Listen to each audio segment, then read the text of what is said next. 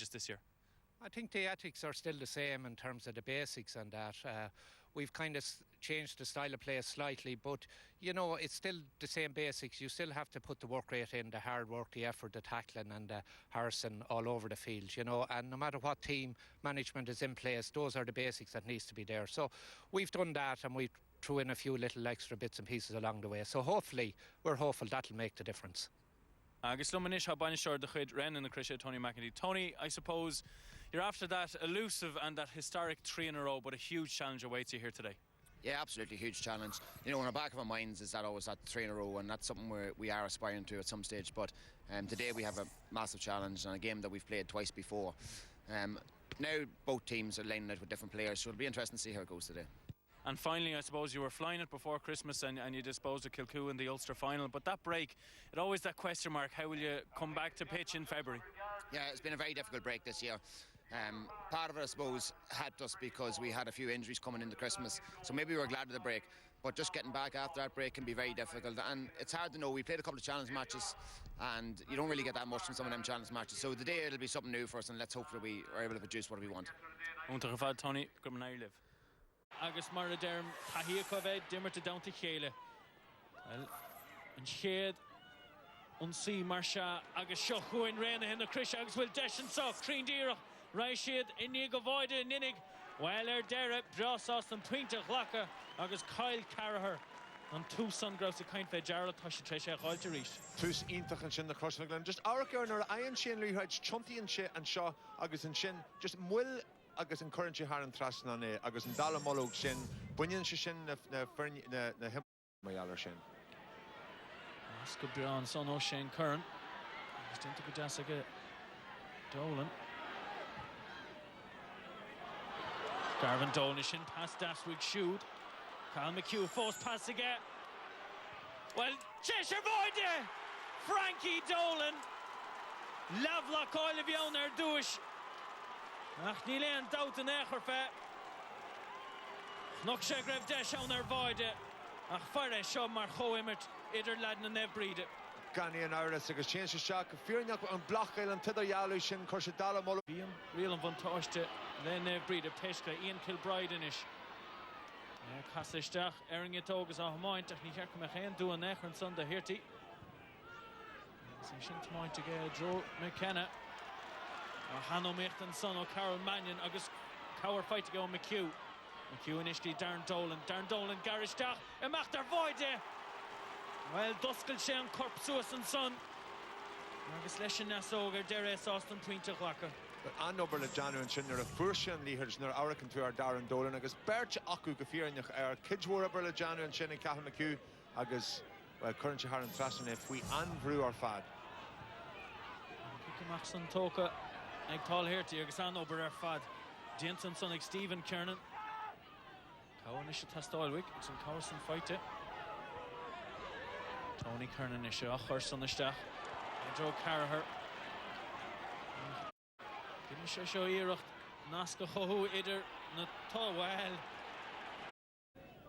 Frankie Dolan. Shin Bull to get Bra Crean and Strower. Just Niall Grehan. Dasagation a Havistach Sahuina, Agus Dentagadasaga, Darren Dolan, Oscore, Danny O'Callaghan, Garish Dachanish, Classic Biog Daswig shoot. Oh, Geheven er Fadden son o Kilbride, Acham Posta Bulte. Shin Riverwad. Shane Kernow Moinson and Macha Joe Laura Hurt, then Shadur in Yov. Kickamaxon Bulte, Eglads in the Crusher. Johnny Hannity off Moinson and Stack Tintigdas, Hot Definition saw the rain in the Crusher deal for Shana Voide! Agus Hoshe Shin Voite, Egg Paul Hughes. Mockmer and Tachin Chikate the Wio, Keith Higgins attacked. Susan Gort, Onlina Long Cool is fire shot. Yeah, it's Brala Paul Hughes goal on Tossi, Agus Tesha Harava Akli Kahimira, Agus mean such Arakanche Inta smacht were dog Cossentor Hunya, Agus change. So do Aaron Kernan draw simply ar fad o heaven of a desha stach agus well heroic low Jamie Clark if you come out see if Bill Daswig Carhernish, Cassisteach Lishin Gitto, Hanilin here. Aksharnian, Dueshinda. Bro, Creener Fado Carher. Agus in ye quick one with Jake Bid. Kilbride Marsha, Leshin Gitto. Then the Charter Hordani Herncha more on the Dolan. Ulvuhin. Score na tosti ach shin goal in Ned Darvinson. Shin Tomontistach Shin Cheder doing Nish Kyle Brenner Eshkint.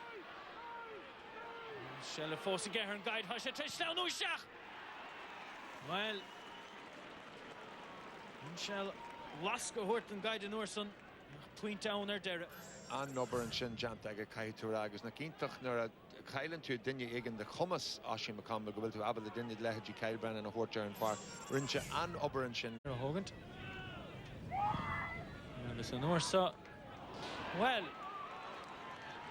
Hellas go Humlin and Leafred Chiart a Chorus Chaka GJ McCarthy an Ober Janta Agus an Ober Walla Janta Agni Bridge Chamera Hockery into Jimmy Clark. I've gone out in Rory is fern by Nishtiach to Kiel Hua.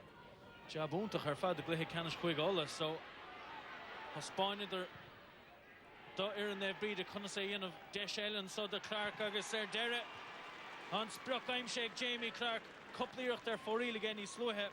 Ach point in his fight again.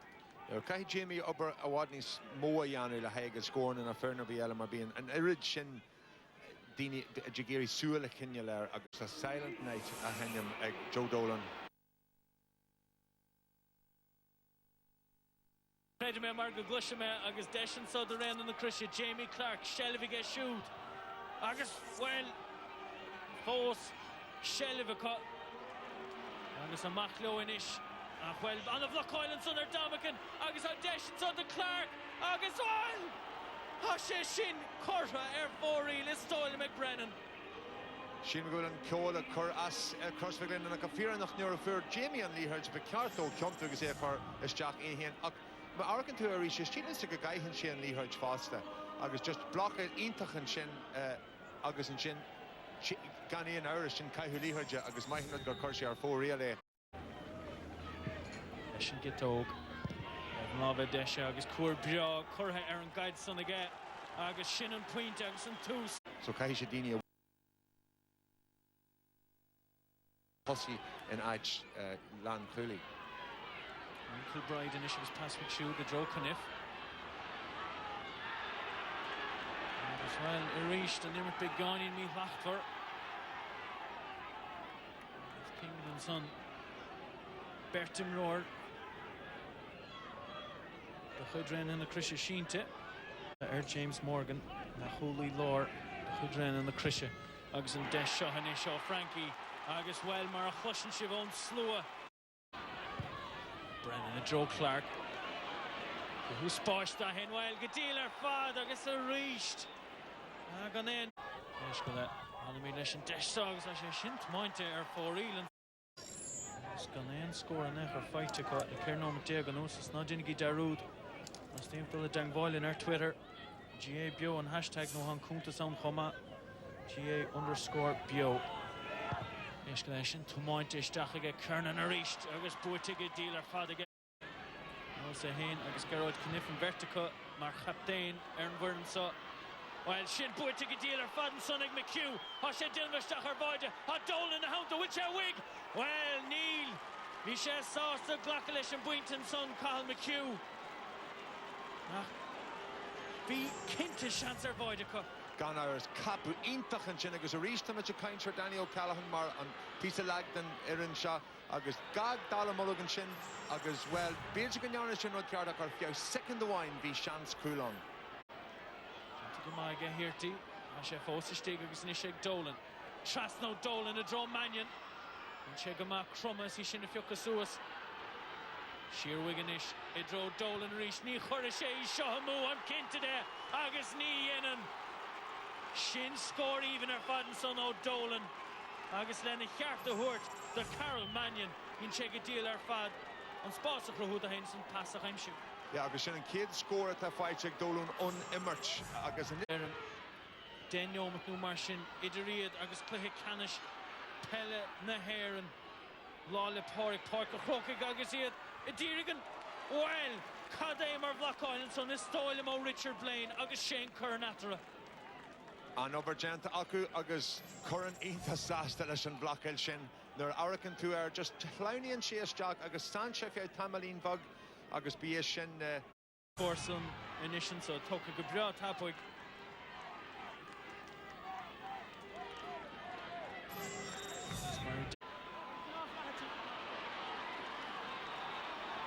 Cniff on score Kyle Carrahan son agus é sin right to go Chaid Nish Clark begáin is bride with Shin Cunningham Harnashkady Clark Leshin Gito will check Crane Check Crane well Shin Fragra le Darvinish O Ladna Rain in the Krisha Há score on Tracha Mortis Trev Mortis on Junte on Chuige on Count of Son Fos in Asnav Aaron Club Shahuin Kernan and Ish Aaron Kernan and Kassistach Aaron Gito on Kushka Farlish well Shin Tachtanir than Scott O Rain in the Krisha well a goni being Dina Kainch fi Aaron Kernan agus on Unruchas Lennon Imri and she Rinshe on Ruher on Rackdale Shin Girach on a linea cool hen Huntossi Paul McKeown James Morgan Clehe den Sky on Cara Kuig or Shin agus